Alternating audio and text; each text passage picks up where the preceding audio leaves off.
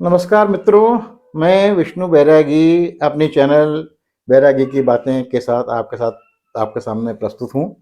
आज रविवार है, शाम के 7 बजे हैं और ये वक्त है मेरी पसंद का।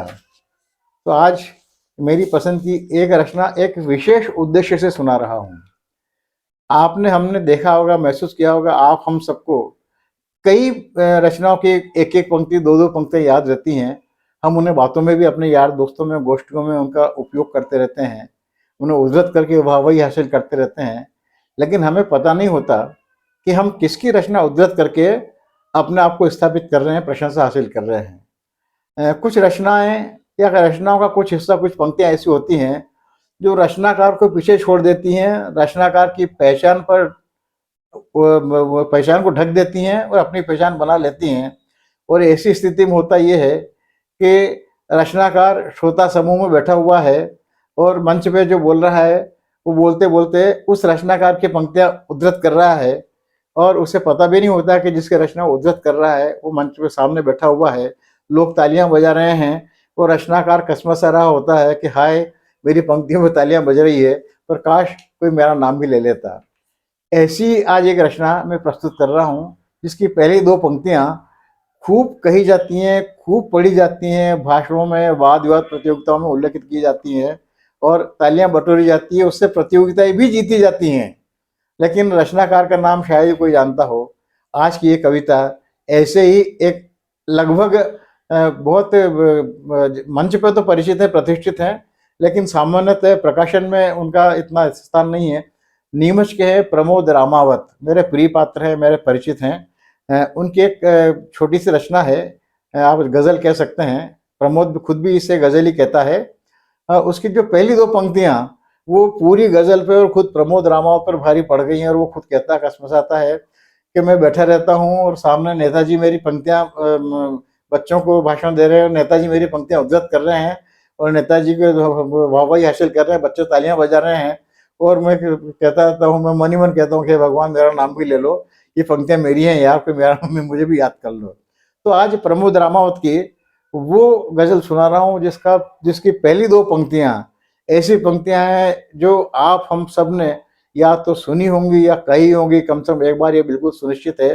तो अगली बार जब कभी ऐसा हो आप इन पंक्तियों को उद्धृत करें या सुने, तब प्रमोद रामावत को जरूर याद कर लें। और यदि आप उद्धृत कर रहे हैं मंच से या मित्रों गोष्ठियों में, तो मेहरबानी करके प्रमोद रामावत का जरूर उल्लेख कर दीजिए कि ये पंक्तियां नीमच वाले प्रमोद रामावत की है। सुनिए, प्रमोद रामावत की लगभग 6-7 शेर की गजल है, बहुत छोटी गजल है, सुनिए, आपको पसंद आएगी।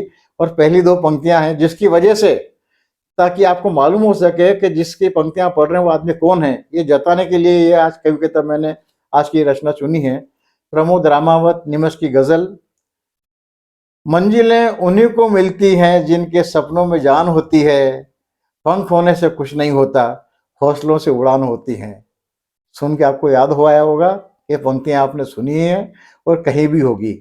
सुनिए, मंजिलें उन्हीं को मिलती हैं जिनके सपनों में जान होती है, पंख होने से कुछ नहीं होता, हौसलों से उड़ान होती है। जो यकीन दूसरों पे करते हैं उनको केवल शिकस्त मिलती है, तीर उनकी जुबान समझते हैं, हाथ जिनके कमान होती हैं। क्या बढ़िया बात कही है। जो यकीन दूसरों पे करते हैं उनको केवल शिकस्त मिलती है, तीर उनकी जुबान समझते हैं, हाथ जिनके कमान होती हैं। तुम तो सच पर यकीन रखते हो, तुम तो सच पर यकीन रखते हो, लोग हिकमत से काम लेते हैं, जंग वो लोग जीत जाते हैं जिनकी लंबी जुबान होती है। फूल, तितली, घटा, हवा, तारे, गीत के ही मिजाज हों जैसे। फूल, तितली, घटा, हवा, तारे, गीत के ही मिजाज हों जैसे। सुर भी उनका ही साथ देते हैं जिनकी सांसों में तान होती है। मंजिलें उन्हीं को मिलती हैं जिनके सपनों में जान होती हैं।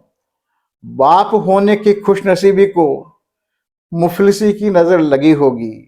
बहुत पीड़ा वाली बात है। बाप होने की खुशनसीबी को मुफलिसी की नजर लगी होगी, कौन उसका मलाल समझेगा जिसकी बेटी जवान होती है। कौन उसका मलाल समझेगा जिसकी बेटी जवान होती है।